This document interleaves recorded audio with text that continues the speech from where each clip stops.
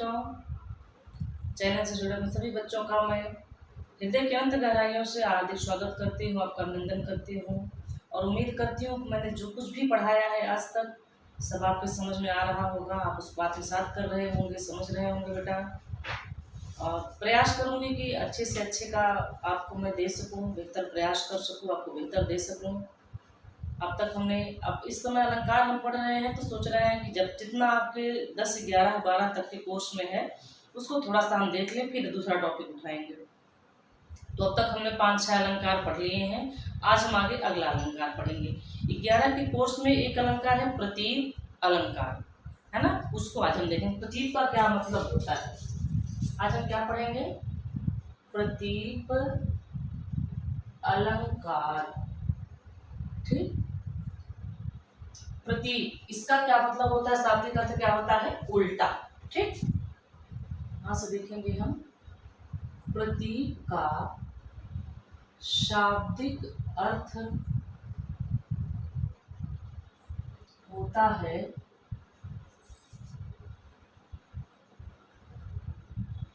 उल्टा। क्या इसका शाब्दिक अर्थ होता है? उल्टा। ठीक, तो जहां पर यह किसका उल्टा होता है? उपमा अलंकार का। जहां पर उपमेय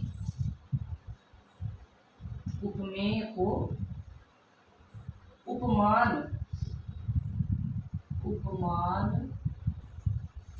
समझा जाए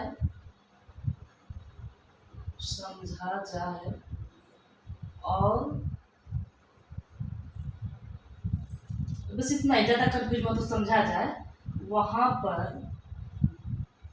क्या होता है? प्रतीप अलंकार। वहां पर प्रतीप अलंकार होता है। प्रतीप अलंकार होता है। जैसे सिय मुख समता किम करो। सिय मुख समता माने समानता। सिय मुख समता किम करो चंद बापुरो रंग। यानी कि सीता जी के मुख की उपमा किससे की जाए? जब चंद्रमा बेचारा ही सीता जी के सामने सौंदर्य विहीन है, एकदम सुंदरता में क्या है? वो गरीब है। ठीक, यहाँ पर क्या किया गया है? उपमेय को उपमान समझा गया है, उपमेय की व्यर्थता दिखाई गई है कि चंद्रमा कोई उपमान नहीं है ना।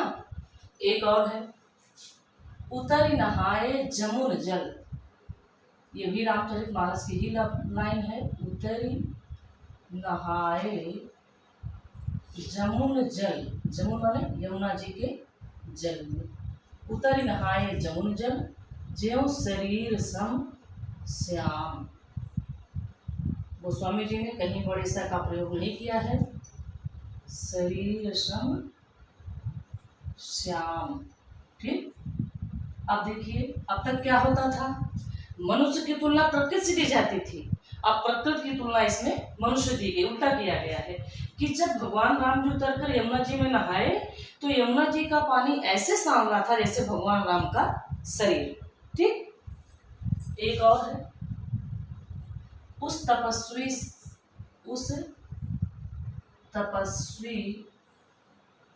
से लंबे। से माने की तरफ, उपमान का। से लंबे देवदार के वृक्ष। देवदार 2-4 खड़े, यानी जो 2-4 वहां देवदार के वृक्ष थे वो ऐसे ही लंबे थे जैसे वह तपस्वी लंबा था। यहाँ उल्टा हुआ है ना, एकदम उपमान को उपमेय माना गया है। ठीक, तो यहाँ पर क्या है? प्रतीप अलंकार है। अगला अलंकार हम पढ़ेंगे संदेह अलंकार। संदेह अलंकार जहां पर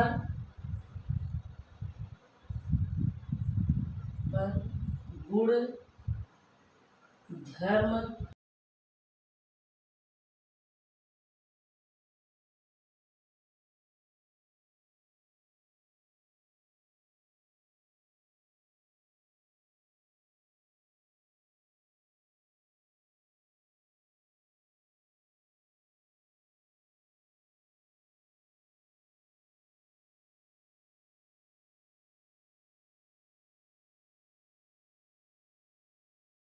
रहे, शंका बना रहे, उसे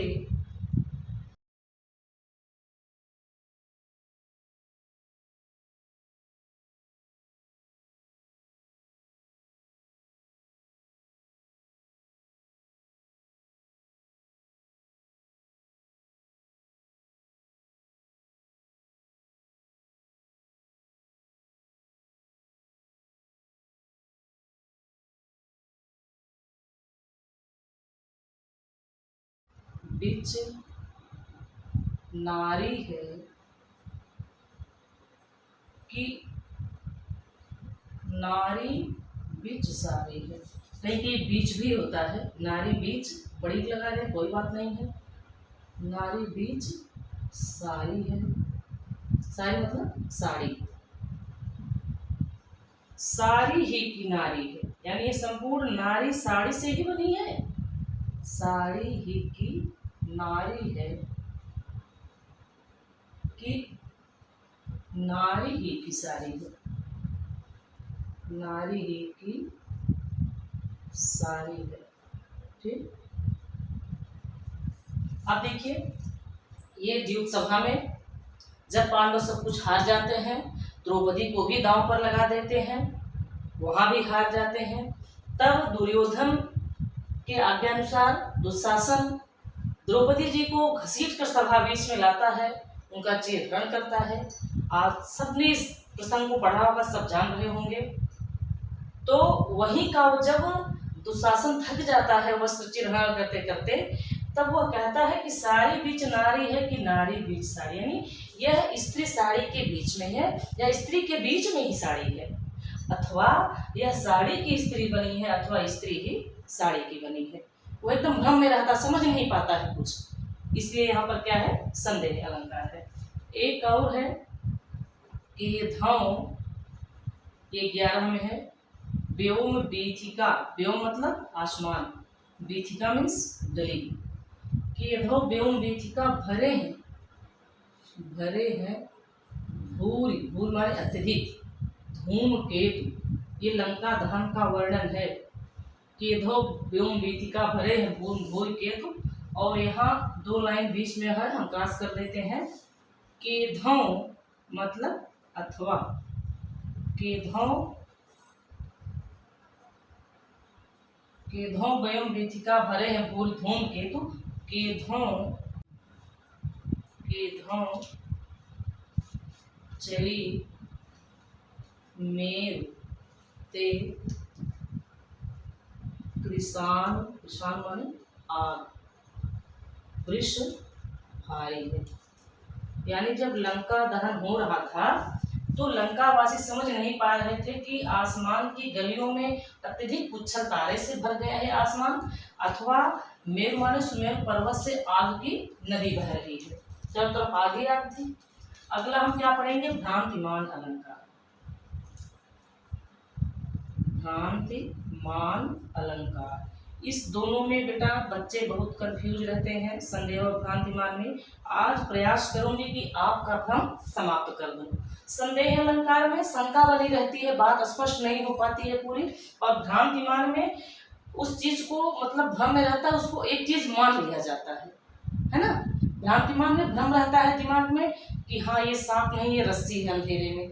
ठीक, ध्यान दीजिएगा। जैसे भ्रांतिमान में क्या है कि उपमेय में उपमान का भ्रम हो जाता है, और संदेह में शंका बन जाती है, कुछ स्पष्ट नहीं हो पाता है, व्यक्ति दुविधा में फंसा रहता है, क्या है क्या है। और भ्रांतिमान में एक ही चीज पर आकर व्यक्ति भ्रम में फंस जाता है। जैसे सांप को हमने रस्सी समझा, रस्सी को सांप समझ लिया। ठीक है, अभी हम और आगे स्पष्ट करेंगे। भ्रांतिमान अलंकार, उपमेय को भ्रम के कारण, जहां पर उपमेय को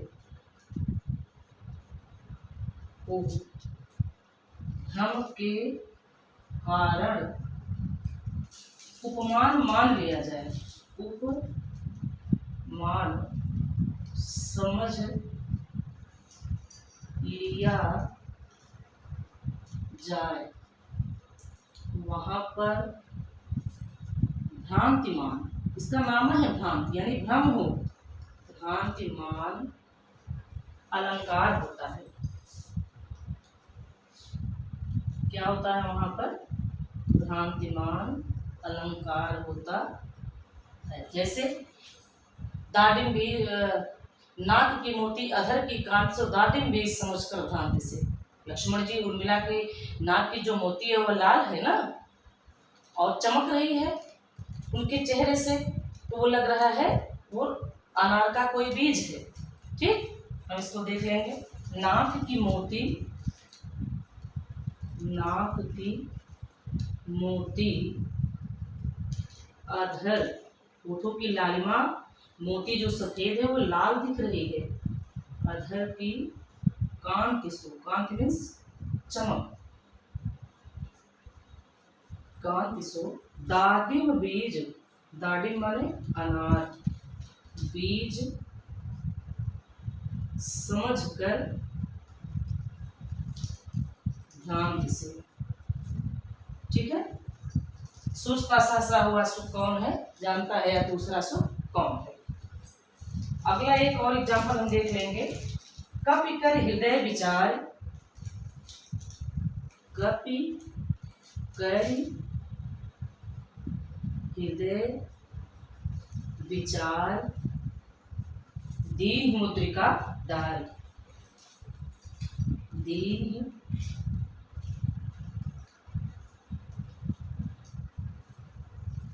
मुद्रिका डाल, दीन मुद्रिका डाल, यहाँ रस्व ई रहेगी। दीन मुद्रिका डाल, जान अशोक अंगार, सीता जी क्या जानती है उसको? यह अशोक से क्या गिरा है? आग का एक टुकड़ा गिरा, अशोक अंगार, जान अशोक अंगार, सिंह हरस उठी कर गए हो, सिंह हरस उठी कर गए। ठीक, क्या कहती हैं? कपि कर हृदय विचार, दीन मुद्रिका डाल, जान अशोक अंगार, सिंह हरस कर उठ गए। जब वो कहती ना कि ये आप अपने नाम की सार्थकता सिद्ध करिए, अशोक, अब मेरे शोक को हर लीजिए, ये आसमान है तारा गिराइए और मैं उसी में भस्म हो जाऊँ, मुझसे प्रभु का वियोग सहन नहीं हो रहा है। तो प्रभु ने उचित अवसर देखा, हनुमान जी अशोक वृक्ष पर बैठे थे ना उसकी डाली पर, तो उन्होंने उचित समय देखा और उसी समय का यह वर्णन है। कपि कर दीन विचार, दीन मुद्रिका डाल, जान अशोक अंगार, सिंह हरस उठी कर गए हो। सीता जी क्या समझ लेती है कि वास्तव में अशोक ने और आकाश में कोई आग का एक अंगारा गिरा दिया और उसको मैं ले लूं, उठा लूं और मैं भस्म हो जाऊं, है ना। तो ये भ्रांति है। आज एकदम कंफर्म हो जाएगा बेटा। संदेह का मतलब है कि जहाँ शंका बनी रहे, कुछ बात स्पष्ट ना हो पाए। और भ्रांति का है किसी एक बात के भ्रम में हम फंस जाए, ठीक है ना, वह भ्रांतिमान होगा। और जहाँ किसी बात की समानता ना हो पाए वहाँ क्या है? संदेह अलंकार है। तो ठीक है, उम्मीद करती हूँ बेटा आज आपका संशय दूर हो गया होगा, आपकी समझ में आ गया होगा और आप इसको ध्यान से पढ़ेंगे और वीडियो को लाइक और सब्सक्राइब करेंगे बेटा। अब हम मिलेंगे अगले वीडियो में, तब तक के लिए जय श्री राम।